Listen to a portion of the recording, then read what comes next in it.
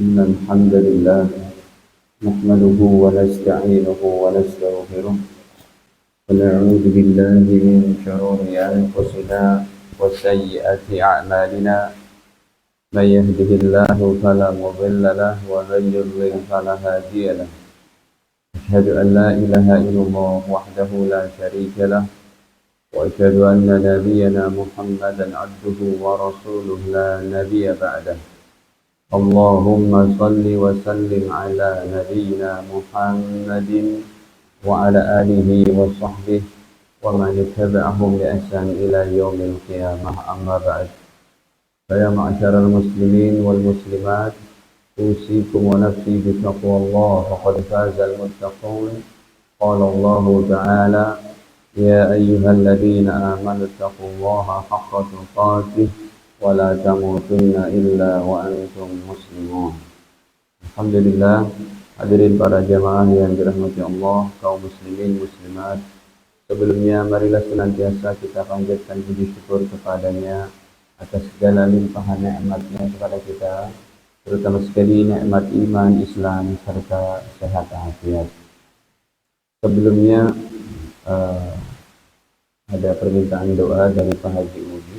Ini usia pernikahannya yang ke-25. Semoga menjadi keluarga yang sakinah, mawaddah warahmah, bahagia dunia akhirat, bermanfaat untuk agama, untuk keluarga dan masyarakat kita, serta Bapak Ibu juga. Ya, kita semuanya kita mintakan hajat-hajat kita kepada Allah, dunia akhirat dimudahkan semuanya. Al-Fatihah.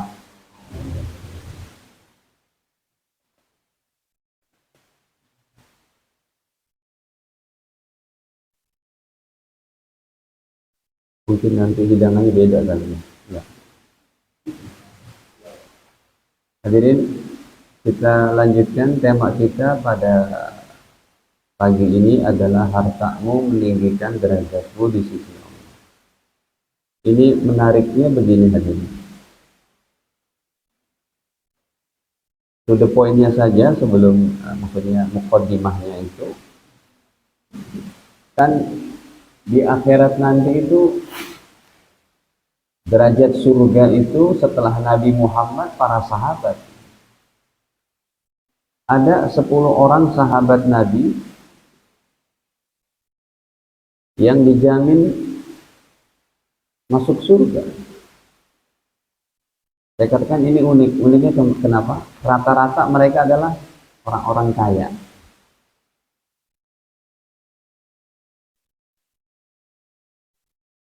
Kenapa demikian?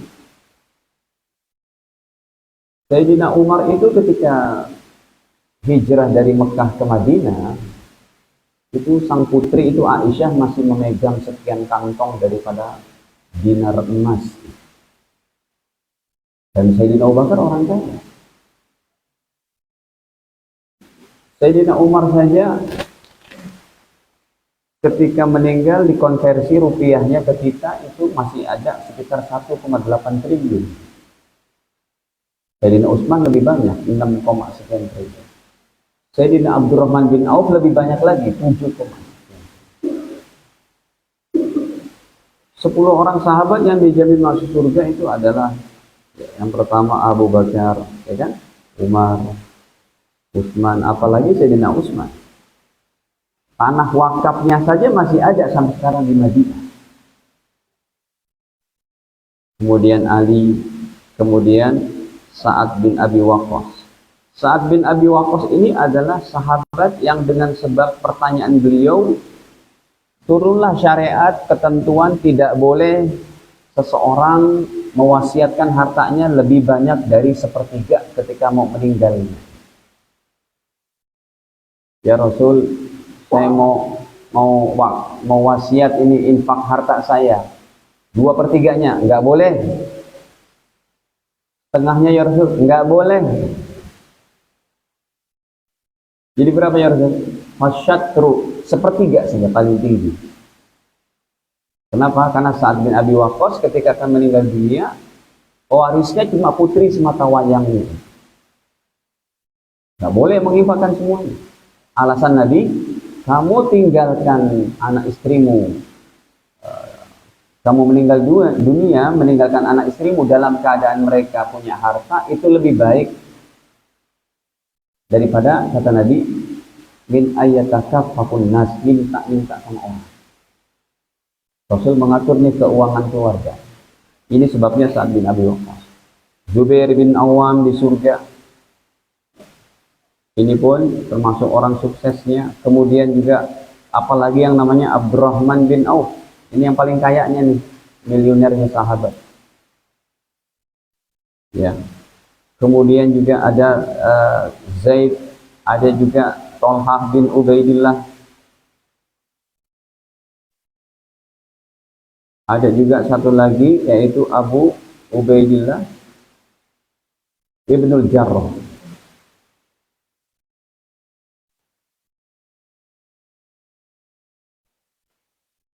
Ini hadisnya begitu, 10 orang ini dijamin surga. Hadirin, masalah keuangan ini memang merupakan sebagian kesempurnaan agama kita. Ada finansial gitu. Emangnya kita berangkat haji, berangkat umroh pakai daun? Mahal. Yang reguler saja sudah 69 jutaan. Yang plus aja udah hampir 200 juta. Apalagi kalau yang mau jalur singkat Furoda, bisa di atas 400, 500. Kita mau sekolahkan anak-anak kita di Al-Azhar, Pak, di Al-Azhar SD saja, masuknya itu nggak cukup 15 juta. Cuma ketika dalam rangka mencari harta, we are not free. We are not free for getting some money. Gitu kan? Kita nggak bebas. Siapa yang berani mengatakan we are free? Terserah mau dari mana saja. Makanya ada anekdot itu yang nggak boleh diucapkan dalam masalah ini. Apa? Guyonan yang nggak boleh diucapkan. Pak Ustadz, cari harta yang haram aja susah, gitu kan? Pernah dengar itu? Itu tidak boleh diucapkan. Guyonan dalam agama itu ada batasan. Cari harta yang haram aja susah, apalagi yang halal. Innalillahi. Sekalipun dia niatnya bercanda itu.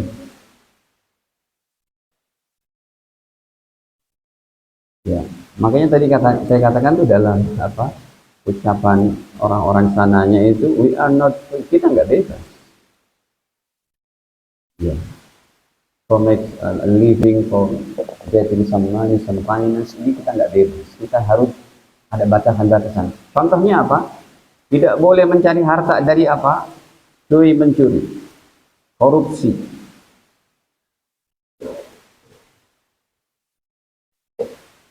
Tidak boleh juga mencari harta daripada apa? Daripada yaitu gambling, perjudian. Tidak boleh daripada sogok menyogok, haram. Dia kaya cuma dari sogokan aja itu. Umpamanya, vonisnya itu udah mati, tapi nggak jadi tuh. Ya, naik dalam kasasinya kemudian dikabulkan jadi seumur hidup, tapi lewat sogokan. Bukan murni daripada rasa kemanusiaan dan lainnya, ada sogokannya. Ini haram. Ar-rasyi wal murtasi finnar, kata Nabi. Orang yang menyogok dan yang sogok itu dua-duanya di neraka. Kemudian juga tidak boleh daripada ribawi. Ribawi ini macamnya ada juga yang dari jual beli ribawi. Ada juga yang dari pinjam meminjam. Ojo apa tuh pinjol. Dari pinjol dan macam-macam pinjaman. Tidak boleh juga daripada perdukunan. Saya ketika di Jalan Tamrin, di Jalan Sudirman, Pak, menuju arah Patung Kuda itu. Di jalan enak-enak, di depan saya ada Mercy E-Class E300 warna merah, persis di belakangnya saya. Saya lihat, wah ini nomornya nomor cantik ternyata, B60IB. Saya mikir itu Y60IB apa ya? Oh, dibacanya goib ternyata. Saya kepikiran B60IB goib. Ini namanya nomor cantik tapi goib. Apakah ini punya dukun? Pas parkir betul dukun. Saya nggak sebutin namanya. Dukunnya itu dukun terkenal itu. Kok tahu, Mas? Yowes. Perdukunan tidak boleh. Yang keenam dari prostitusi. Naudzubillah. Ya, germoknya termasuk satpamnya yang menjaga perbuatan ininya semuanya haram. Kemudian juga tidak boleh daripada tidak boleh daripada apa lagi? Jual beli benda najis dan lain-lain deh. Makanya lihat hadirin, dalilnya kita bawakan. Allah perintahkan untuk kita mencari harta atau kita makan dari yang baik-baik, dari yang halal. Perintah Allah kepada Nabi dan Rasul sama. Allah perintahkan kepada orang beriman juga kepada kita. Ya. Ini perintah Allah Subhanahu wa taala satu kepada para nabi, kepada para rasul.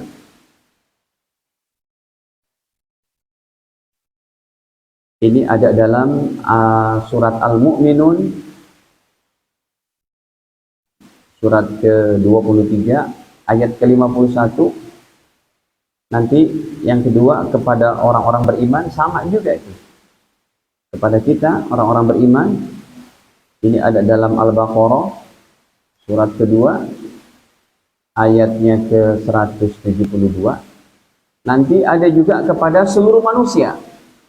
Carilah harta yang halal, makanlah dari yang baik dan halal.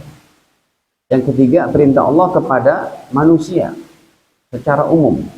Ini juga Allah firmankan dalam Al-Baqarah 168. Coba kita baca dulu Al-Mu'minunnya itu. Ya ayyuhar rusulu, Allah panggil para rasul. Wahai para rasul, para nabi. Ya, ayat 51. Ya ayyuhar rusulu kulu minat thayyibat. Wahai para rasul, para nabi, makanlah oleh kalian minat thayyibat, dari yang baik-baik. Yang baik-baik ini jalurnya mata pencaharian baik, alokasi hartanya yang dibelikan juga yang halal yang baik. Hadirin, sate kambing halal, tapi dia belinya dari uang mencuri, jadi haram pada hak orang yang ini. Dia mencarinya halal ini, mencari hartanya, berdagang yang halal. Tapi yang dibelikan makanan yang haram. Ini pun tidak boleh. Ya ayyuhar rusulu, wahai para rasul, kulu minat thayyibat, makanlah dari yang baik-baik. Wa'malu salihah, dan beramal solehlah kalian. Inni bima ta'maluna alim, sesungguhnya aku maha mengetahui apa yang kalian perbuat. Kepada orang beriman, kita buka Al-Baqarah 172. Ya ayyuhalladzina amanu, Allah katakan, wahai orang-orang beriman, kulu min thayyibati ma razaqnakum. Wahai orang-orang beriman, makanlah kalian dari yang baik-baik apa yang kami berikan rezeki untuk kalian. Ya. Jadi sama itu perintah para nabi dari Allah Ta'ala untuk cari harta, untuk makan, itu sama dengan kita. Kenapa? Karena hakikatnya semua nabi beragama Islam. Saya dengar itu satu ucapan Rocky Gerung itu. Nabi Ibrahim Tuhannya sama. Nabi Musa Tuhannya sama. Yesus pun Tuhannya sama. Makanya yang terakhir itu Islam. Kayaknya nih beliau ngerti banget begitu. Emang orangnya kan cerdas, rajin baca. Terkeluar dari ucapan bajingan itu ya, tidak boleh jadi gaduh gitu ya. Maksudnya tidak boleh berucap gitu. Yang adem-adem aja ya kalau mau apa itu berikan statement. Cuma yang saya dengar itu ucapan Nabi Ibrahim itu Tuhannya dengan Nabi Musa dengan Yesus itu sama. Itu betul semua dari Al-Quran. Bisa kita tampilkan dari ini. Cuma kan dia nggak bacakan ayat-ayatnya, cuma kesimpulannya aja. Ya, Nabi Adam beragama Islam, Al-Hajj ayat ke-78.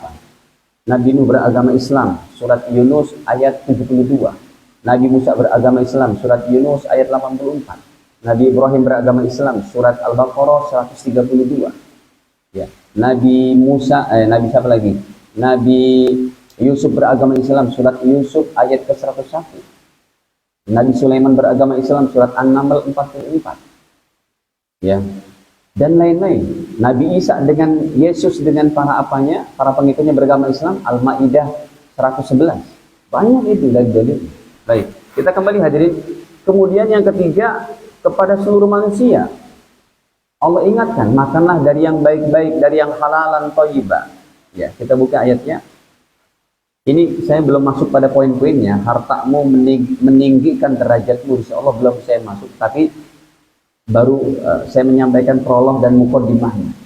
Jadi harta yang meninggikan derajat kita harus dicari dari sumber yang terbebas dari perkara yang tadi. Perdukunan, korupsi, dan macam-macam. Baik, sekarang kita buka Al-Baqarahnya 168. Ini perintah Allah bahkan kepada seluruh manusia umum. Ya ayyuhan nas, wahai manusia, kulu mimma fil ardi halalan thayyibah. Makanlah kalian dari apa-apa yang ada di bumi halalan thayyibah. Baik, saya tuliskan di sini contohnya. Ibu-ibu tulisannya kekecilan enggak, Bu? Kelihatan juga. Baik. Halalan thayyibah. Ya. Halal thayyib, thayyib ini artinya baik. Contohnya sate kambing itu halal, Ustaz. Iya. Tapi sudah basi, Ustaz. Ini tidak baik berarti. Tidak thayyib. Yang kedua, maaf. Sate B1. B1 apa B1? Kalau B2? Kalau B3? B3 kodok kali ya. Ini haram, Pak. Saya pernah ke Bali itu berjalan dari Negara setelah saya nyebrang Banyuwangi. Dari Negara terus sampai ke Padang Bayi karena mau nyebrang ke Lombok. Saya dapati setiap restoran itu babi gulingnya di depan. Fresh itu. Sate B1, B2, babi gulingnya itu. Tapi ini kan haram, tidak boleh. Dia fresh memang, tapi haram. Yang ketiga bisa jadi dari hasil riset dokter spesialis. Ya, dokter spesialis menyatakan, Pak, Ibu, ini makanan ini sudah tidak boleh untuk Anda. Kenapa? Dokter spesialis, gitu ya. Seperti asam uratnya udah akut. Ya udah ini nggak boleh dia makan jeroan. Dia tidak boleh lagi makan makanan yang mengandung banyak zat purinnya. Atau asam lambungnya udah parah itu. Tidak boleh dia makan yang pedas dan asam. Imam Syafi'i pun mengandalkan riset para dokter pada zamannya. Ketika beliau memahami hadis. Kalau air tempat berwudu terbuat daripada bejana-bejana logam biasa, besi, seng, terkena sinar matahari, maka Imam Syafi'i sebelum menghukumi makruh, beliau bertanya dulu, kira-kira ini kepada para ahli medis saat itu, para tabib saat itu, air yang terkena sinar matahari dari wadahnya yang bukan emas dan perak, wadah bukan logam mulia, apakah dia akan nanti menghasilkan unsur-unsur berbahaya bagi kulit ketika terkena sinar matahari? Kata mereka, iya, bisa berbahaya. Maka Imam Syafi'i menghukumi berwudu dengan air yang terkena sinar matahari, yang wadahnya adalah logam-logam biasa, maka itu hukumnya makruh. Kalau kita kan biasa dari fiber ya, fiber dari apa, semen gitu. Kalau itu ya nggak apa-apa. Baik, nah hadirin para jamaah dirahmati Allah. Jadi halalan thayyibah itu seperti ini. Sekarang begini, ada orang yang ibadahnya kuat banget, tahajudnya udah jalan, baca Qur'annya, ke masjidnya, tapi yang dia cari makanannya, nafkahnya dari yang haram, nggak diterima, itu kata Allah, kata Nabi. Jadi rupanya untuk masalah keuangan ini menempati peringkat penyempurna dari ibadah kita. Ada orang berangkat haji, saya ketemu Pak dari pengusaha di Bali dulu. Ya, Bapak, eh, bisa pergi haji, pergi umroh, bahkan sering banget pergi umroh. Apa ini Bapak bisnisnya? Pak Ustadz, saya punya ternak babi. Oh jangan Pak, nggak boleh Ustadz, nggak boleh. Kalau mau ternak yang halal juga, kambing, sapi. Nah hadirin, contohnya ini, ada orang yang sudah, kami buka hadisnya riwayat Imam Muslim, dia orangnya khusyuk banget, dia sudah potensi doanya untuk diijabah. Karena doa diijabah diantaranya dari apa? Musafir, ini orang musafir. Yang kedua, orang yang dizolimi, itu diijabah. Yang ketiga, orang yang sakit diijabah. Yang keempat, orang yang berdoa ketika tadi waktu tahajud diijabah. Ya, berdoa ketika sujud, habis sholat, di antara adzan dan iqamat, ketika terjadi peperangan, ketika hujan baru turun, mau buka puasa, ketika dalam keadaan puasa, ada potensi doa-doa kita diijabah. Ini orang dalam keadaan musafir, sudah ada potensi diijabah. Coba kita lihat hadisnya.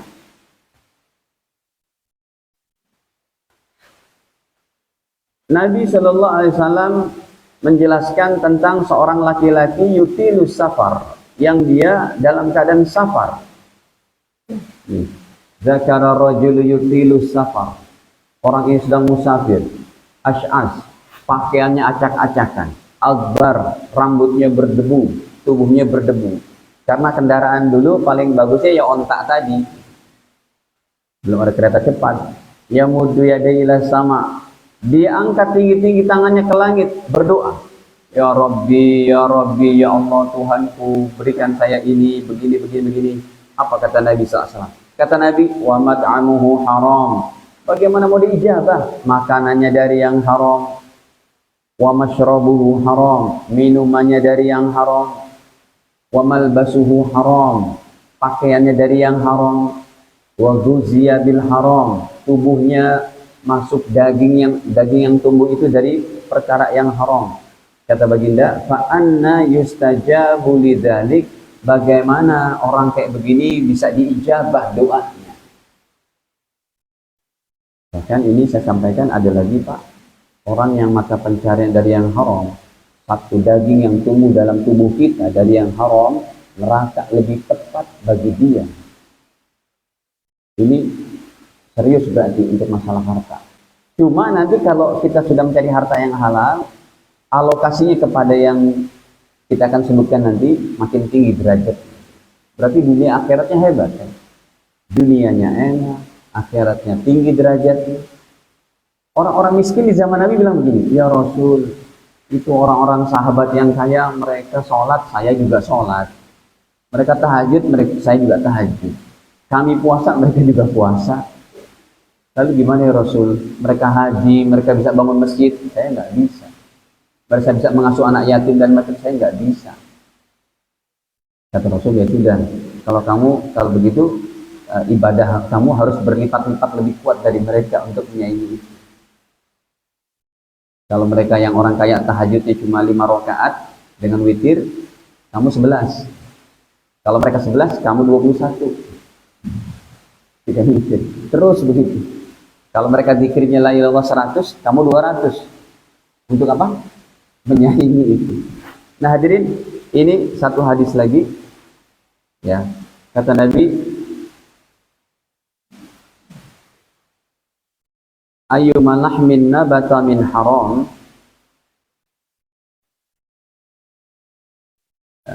Tadi belum saya tulis, ini cukup jauh.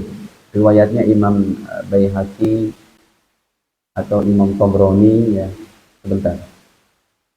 Kata Nabi, ayyuma lahmin nabata min haramin, siapa saja orangnya yang dalam tubuhnya masuk benda yang haram, daging mana saja dalam tubuh seseorang yang tumbuh min haramin, dari yang haram, kata baginda, fannaru auladihi, maka neraka lebih tepat untuknya. Ya, riwayat Imam Baihaqi. Baik, nah hadirin, sekarang karena memang Nabi itu menganjurkan finansial yang baik untuk kepala keluarga. Beliau anjurkan kepala keluarga supaya dia mencari harta yang gigih untuk pendidikan anak-anaknya. Karena gini, kalau Anak kita ada 6 aja, 5 saja, laki perempuan, itu apabila sudah umur 10 tahun ke atas, itu kamarnya dipisah tempat tidur. Rasul yang mengajarkan itu. Untuk buatkan kamar baru bagi anak pertama, anak kedua. Memang Nabi tidak menyebutkan rumahnya mewah, tapi rumah yang baik. Ini coba kita buka hadisnya. Riwayat Imam Ahmad bin Hanbal, kata Nabi, min sa'adatil mar'i, sebagian dari kebahagiaan seorang hamba,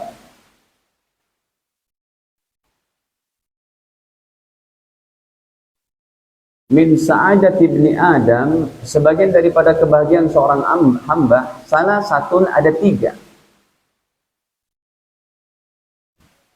Nih. Sebagian seorang kepala keluarga ada 3. Yang pertama, almar'atus solehah. Di rumahnya ada wanita yang solehah. Ya, wanita yang mendidik anak-anaknya, wanita yang beribadah, wanita yang menjaga kehormatannya dan lainnya. Yang kedua, wal maskanus soleh. Nabi katakan rumah yang baik. Ada itu Pak, dalam fikih ekonomi Islam ada. Rumah yang baik. Seorang kepala keluarga diperintahkan mencari mata pencarian yang halal, yang gigih, untuk memberikan fasilitas kepada anak istri. Ini termasuk untuk pendidikan keluarga. Ustaz, gimana kalau rumah saya cuma 5 meter kali 3 meter gitu. Kamar cuma 2, anak 5. Nah, ini harus betul-betul seperti apa dia posisikan itu.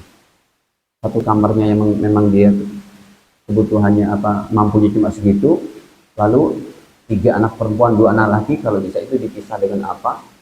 Ya, tidurnya supaya tidak satu kamar. Sekalipun dia mahram, pendidikannya tetap seperti itu. Wal markabus soleh, yang ketiga adalah, dan kendaraan yang baik. Tidak mewah tapi baik. Semua ini untuk menunjang aktivitas kepala keluarga. Ya. Nah, hadirin para jamaah dirahmati Allah, sekarang kita masuk saja poinnya. Yang pertama, poinnya apa? Orang yang dia hartamu meninggikan derajatmu, yang pertama adalah orang yang rajin sedekah atau bayar zakat, dibanggakan oleh Allah dalam ayat-ayat pertama Al-Quran. Ini ada dalam contohnya Al-Baqarah ayat ketiga. Alif Lam Mim. Dzalikal kitabu la raiba fihi hudan lil muttaqin. Alladzina yu'minuna bil ghaibi wa yuqimuna shalah wa mimma razaqnahum yunfiqun. Mereka orang-orang yang beriman kepada yang ghaib, wa yuqimuna shalah, dan mendirikan salat, wa mimma razaqnahum yunfiqun, dan mereka berinfak dari apa yang Allah berikan kepada mereka. Ayat untuk bayar zakat dan mendirikan salat dalam Al-Quran banyak sekali, berbarengan terus.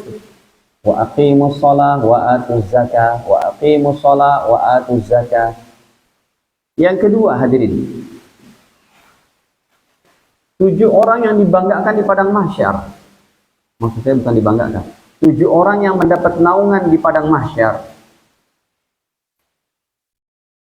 Kalau kita tidak bisa keseluruhannya, susah, paling enggak salah satunya. 7 orang yang dapat naungan di padang mahsyar nanti. Karena keadaan kita di padang mahsyar seperti ini Bapak Ibu, sangat menakutkan. Kita buka suratnya, surat Abasa wa Tawalla. Ya. Pada ayat ke-34-37. Yauma yafirrul mar'u min akhi. Ketika seseorang berlari daripada saudara kandungnya. Nggak kenal itu. Setelah dibangkitkan di alam kubur, kita tidak saling kenal dengan siapa saudara kandung kita. Wa ummihi wa abi, tidak kenal dengan ayah ibu kita. Berlari itu. Wa sahibatihi wa bani, tidak kenal dari istri dan anak-anaknya. Kenapa? Likulli imri'in minhum yawma idzin sya'nu yughni, karena Setiap manusia saat itu mempunyai beban yang sangat berat. Nah, ini ada 7 kelompok orang yang dia mendapat naungan. Salah satunya orang yang rajin sedekah. Dicari hartanya dari yang halal, kemudian dialokasikan juga kepada yang diperintahkan oleh Allah. Kita buka dalilnya. Riwayat Imam Bukhari 600, nomornya 660. Baginda Nabi SAW bersabda, sab'atun yudhilluhumullahu fi dhillihi yauma la dhilla illa dhilluhu. Ada 7 kelompok orang yang dia mendapat naungan nanti di padang mahsyar. Wah, hebat ini ya. Kalau kita dapat salah satunya aja sudah lumayan bagus. 7 orang ini akan mendapat naungan pada saat itu, yauma la dhilla illa dhilluhu. Pada hari tidak ada teduhan, tidak ada naungan kecuali naungan Allah. Yang pertama, al-imamul adil, pemimpin yang adil. Memang kerjanya berat pemimpin yang adil ini, tetapi dia akan mendapat naungan di sisi Allah. Yang kedua, wasyabun nasya'a fi ibadati rabbih. Anak muda yang tumbuh ibadah kepada Allah Ta'ala. Dia kuliah, anak muda ini kerja, tapi nggak tinggal ke masjid, tidak tinggal tahajud, tidak tinggal baca Quran. Dia kuliah, dia kerja, tetap dia ibadah kepada Allah. Beda sama anak muda yang lain, dia kuliah, dia kerja, ya nongkrong aja gini gitu, nggak ada apa ibadahnya. Ini anak muda yang kayak begini dapat. Yang ketiga, warajulun qalbuhu mu'allaq fil masajid. Seseorang yang hatinya terpaut kepada masjid-masjid. Di kantornya dia kalau di kantornya dia cari masjid. Di perjalanan dia cari masjid, di rumahnya sholatnya di masjid. Ini nomor 3 juga didapatkan seperti itu. Anda ada ikatan dinas nih keluar kota, sampai di sana yang cari apa? Masjid. Hatinya selalu cinta, mau ke masjid. Kemudian yang keempat, warajulani tahabba fillah istama'a alaihi wa tafarraqa alaihi. Umat Islam yang berkasih sayang karena Allah. Bertemu karena Allah, berpisah karena Allah. Tidak memandang mazhab, fikih ibadah yang banyak sekali perbedaannya. Pokoknya kalau dia hamba Allah, dia orang beriman, saya cintai karena Allah. Berkasih sayang karena Allah, dapat. Orang yang menjaga ukhuwah Islamiyah. Yang kelimanya adalah warajulun talabat humra'atu dzatu mansab wa jamal. Seseorang yang diajak berbuat tidak baik oleh laki-laki, oleh perempuan cantik, punya pangkat, jabatan, kaya, gitu ya, ataupun sebaliknya, ya, oleh laki-laki ganteng, kaya, raya, ya, diajak berbuat maksiat, dia berkata, inni akhafullah, saya takut kepada Allah. Ini yang nomor 5 pun dapat. Yang kita bahas nomor 6-nya, warajulun tasaddaqa, seseorang yang bersedekah. Akhfa, kemudian dia menyembunyikan sedekahnya, artinya ikhlas, tidak ingin dipuji. Hatta la ta'lam shimaluhu ma tunfik yaminuh, sehingga tangan kirinya tidak mengetahui apa yang diberikan oleh tangan kanannya. Ini sebuah arti kiasan begitu ikhlasnya dia berderma, berinfak, bersedekah. Yang ketujuh hadirin, warajulun dzakarallaha khaliya, seseorang yang berzikir mengingat Allah Ta'ala dalam keheningan malam, bersendirian dengan Allah, ya, fafadat aina, dia ingat kekhilafannya, kekeliruannya, dosa-dosanya, kemudian air mata bercucuran. Dia takut akan siksaan Allah Ta'ala, murka Allah. Orang kayak begini pun dapat. Nah, yang kita bahas nomor 6-nya itu. Baik. Kemudian hadirin, yang ketiga,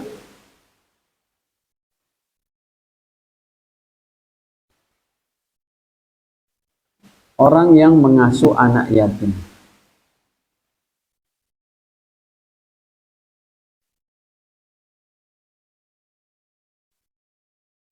Anak yatim ini anak yang usianya masih kecil, belum usia baligh, kemudian ayahnya meninggal dunia. Kalau yang meninggal ayahnya disebut yatim. Kalau yang meninggal ibunya tidak ada keutamaannya. Sebab dalam Islam itu yang mencari nafkah di antaranya siapa? Kepala keluarganya adalah laki-lakinya. Jadi kalau ibunya yang meninggal, dia tetap bukan jadi anak yatim, nggak disebut anak apa juga, bapaknya masih ada.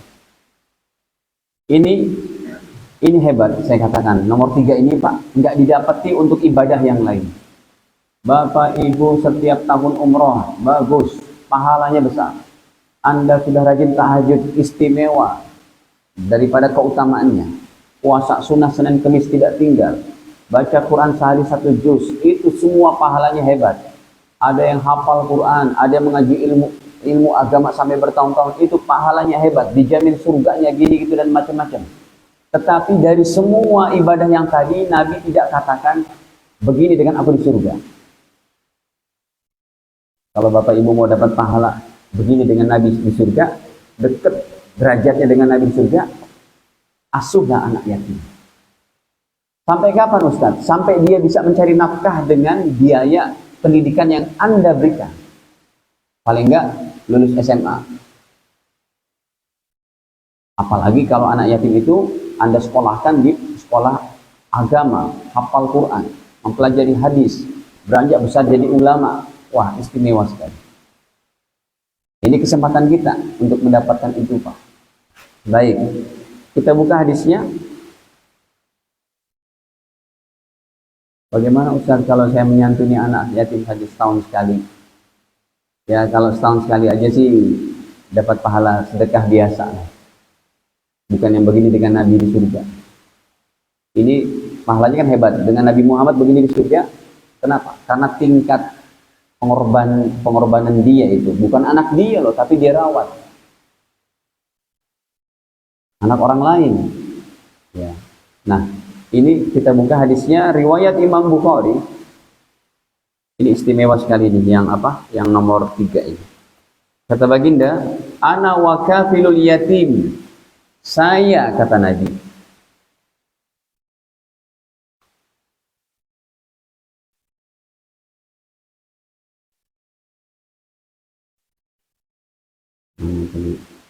Nih.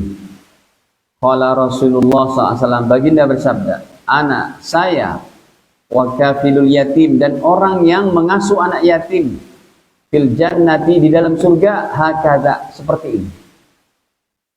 Wa asyara, dan baginda Nabi berisyarat, bisababah, dengan jari telunjuk, wal wusta, dan jari tengah. Begini. Ini tidak didapati dalam haji, umroh, apalagi ngaji Quran, itu semuanya bagus.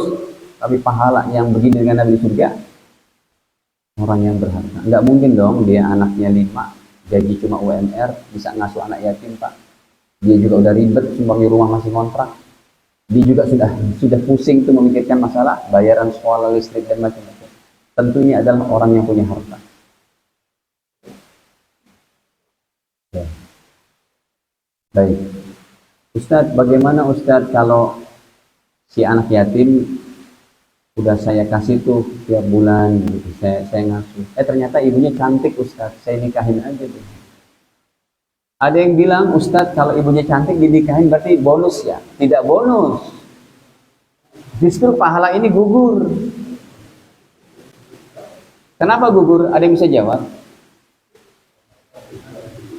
Bukan niatnya berubah, karena sudah jadi anaknya. Sudah jadi tanggungannya kan? Sudah wajib dia menafkahi. Kalau anak yatimnya dia urus, gitu ya. Emaknya nggak dinikahin, itu yang begitu yang dapat. Jadi kalau ibunya dinikahin, itu sudah gugur pahala ini. Kenapa? Sudah jadi anak dia. Nah, makanya kalau mau ibunya jangan dinikahin. Tapi dikasih donasi saja. Baik, yang keempat. Ya, menyantuni para janda. Betul nih, saya nggak bercanda. Nomor 4 juga termasuk tinggi derajat Anda. Jadi ibunya itu disantuni tuh, dikasih uang berapa kek, apa yang sebulannya, 500.000 kek, 1 juta kek, terserah. Nah ini nomor 4, menyantuni para janda dan para duafa.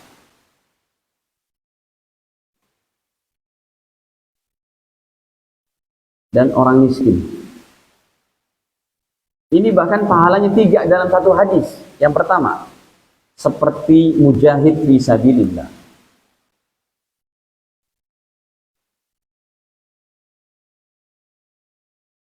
Yang kedua, seperti orang yang tahajud sepanjang malam. Pahala menyantuni para janda dan orang duafa, orang miskin. Ya, seperti tahajud sepanjang malam.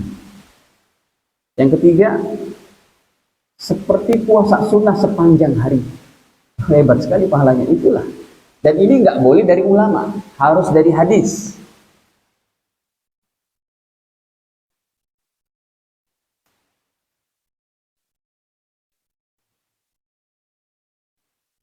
Baik, sekarang kita buka hadisnya.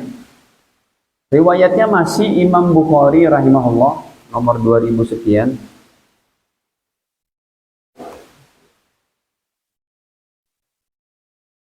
Atau 5000 sekian, ya, beda kitab.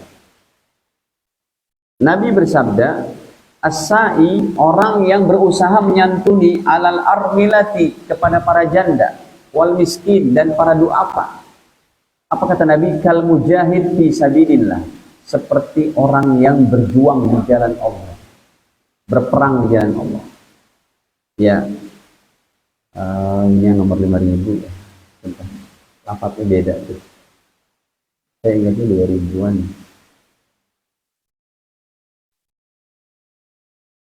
Nah, ini saja. Ya. Seperti orang yang mujahid fi sabilillah, awil qaimil lail, atau seperti orang yang tahajud sepanjang malam, wasaimun nahar, dan pahalanya seperti orang yang puasa sunnah sepanjang hari. 3 itu dalam satu amalan, dan amalannya khusus yang berkaitan dengan keuangan, dengan harta. Dia cari dengan yang halal, dialokasikan kepada ini. Yang kelima, sudah isyarat belum? Sudah. Ini sudah 4 ya? Ya udah deh, segini dulu ya Pak. Sudah habis belum? Habis waktunya. Ada yang mau ditanyakan dulu sampai sini?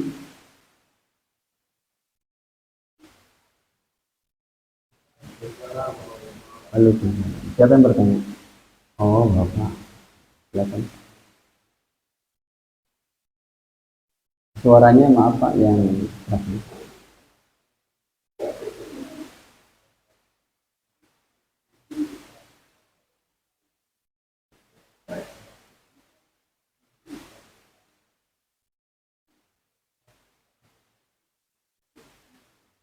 Gimana? Oh, bikin SIM. Oh, yang masalah sobat menyogok.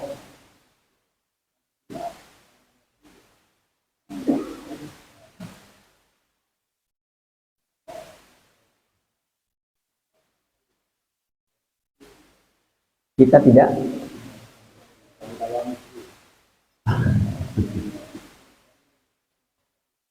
Iya.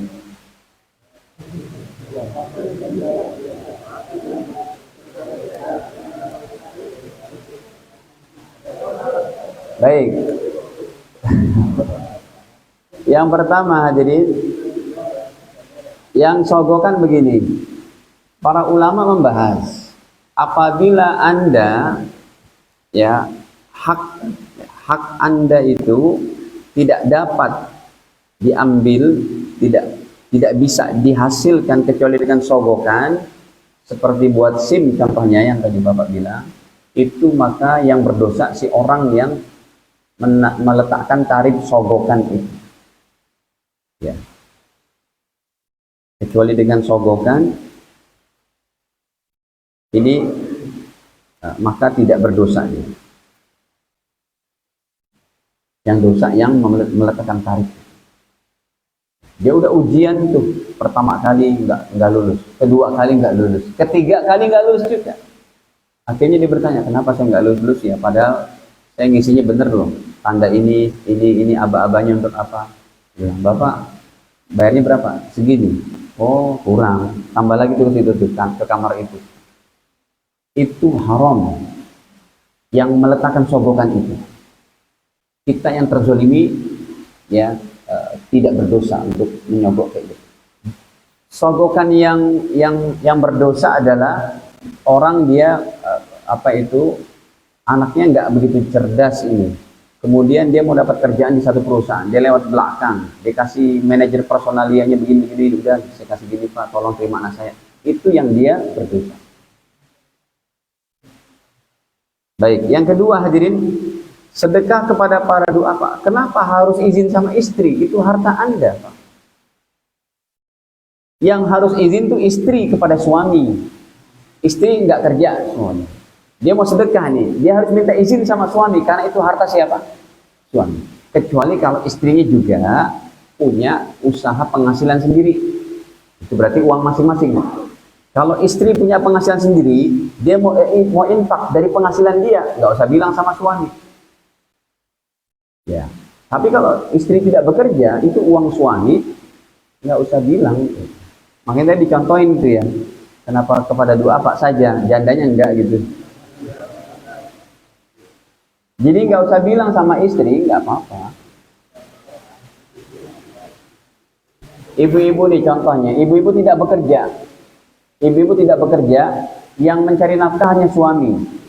Ini istri ketika mau ngasih duit ke bapak ibunya, ke orang tua kandung dia harus minta izin sama suami. Bang, izin ya bang, sebulan ini ngasih. Harus begitu. Harus ada keterbukaan, transparansi.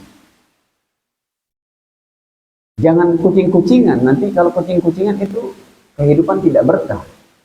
Semua harus diketahui. Suami dan istri, uang kemana, masuk dari mana. Bahkan istri pun bertanya, Bapak kok bulan ini dapatnya banyak banget, dari mana nih? Gitu. Ini nggak wajar nih. Biasanya cuma segini, kok ini 3 kali lipatnya. Istri harus bertanya. Oh ini begini loh dek, saya dapat dari ini ada kemarin ada gini macam-macam.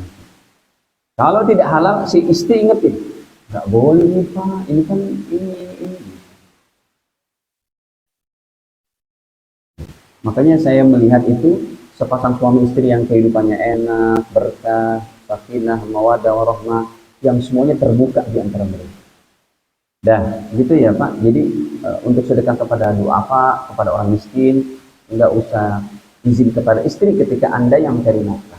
Tapi sebaliknya, kalau istri mau bersedekah kepada siapapun, dia tidak berpenghasilan, minta izin sama suami. Ada lagi?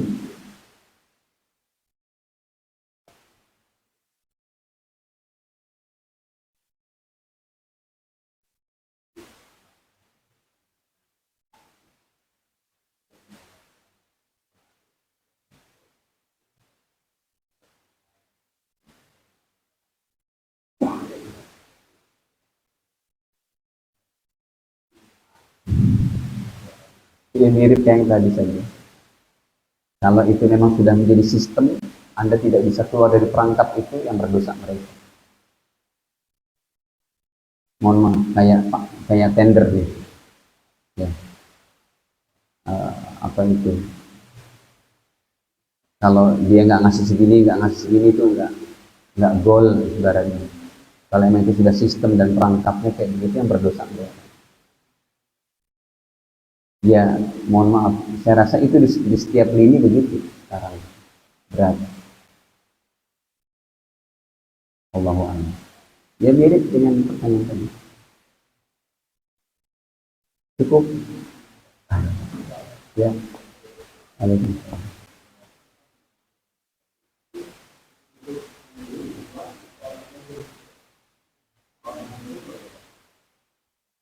Ini anak yatim orang Islam. Ya.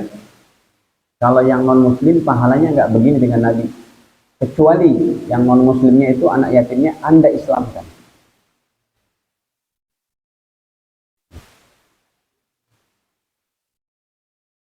Jadi kalau ada di antara kita yang dia menginfakkan hartanya kepada anak yatim non muslim, tetap dapat pahala, tapi tidak. Karena ini anak ini nantinya bukan cuma dia bisa berdiri dengan kemampuan, dengan skill dia, dengan pendidikan dia yang kita biayai, tapi lebih utamanya kepada dia nanti menjadi anak muda yang taat kepada Allah dengan didikan kita. Makanya di pesantren yang kami asuh ini, kalau ada anak yatim yang datang, kan pesantren kami tetap berbayar. Tapi kalau ada anak yatim yang datang, itu saya yang biayain. Bukan gratis, saya yang biayain. Saya transfer tiap bulan ke bendahara. Pada pesantren kita, supaya dia tidak terlalu berat. Ya. Sekarang udah sekian anak yatim tuh. Ada ibu-ibu, nenek-nenek tua. Pak Ustadz, ini anak yatim saya urus. Bapak ibunya udah nggak ada. Lulus SD, Pak Ustadz, saya nggak mampu. Kalau mau ngapal Quran nggak apa-apa ibu, saya yang urus.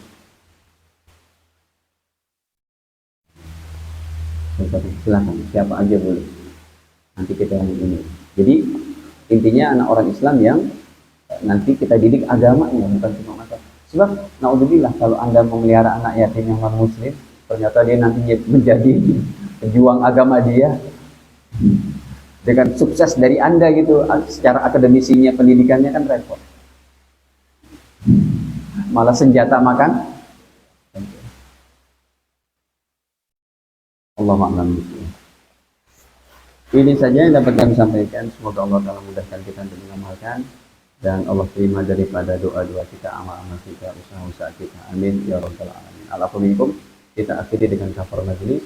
Subhanakallahumma bihamdika, asyhadu an la ilaha illa anta, astaghfiruka wa atubu ilaik. Wassalamualaikum warahmatullahi wabarakatuh.